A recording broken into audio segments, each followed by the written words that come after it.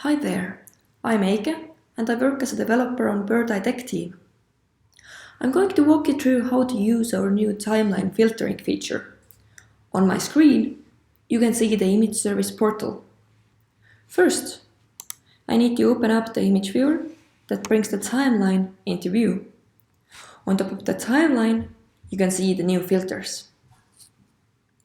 Without changing any filters, most settings in the timeline will show you as much data as possible. The exception here is the cloud cover filter, which is set to 20% by default. We have found that 20% is the optimum setting for showing primarily clear images. This filter means that the cloud cover has to be 20% or less for images to be allowed to come true.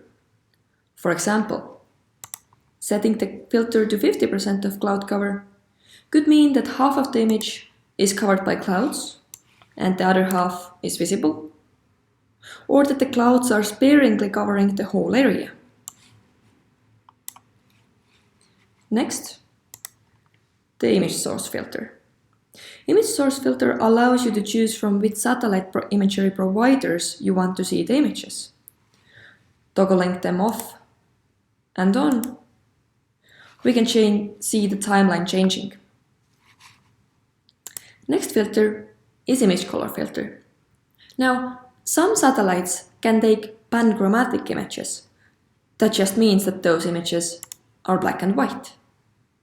You can choose between seeing only black and white images, only color images, or both together. The two together option will give you the most images to look at. And finally, we have a date range selection, where you can define a starting date, an end date, and you'll see imagery between those two dates.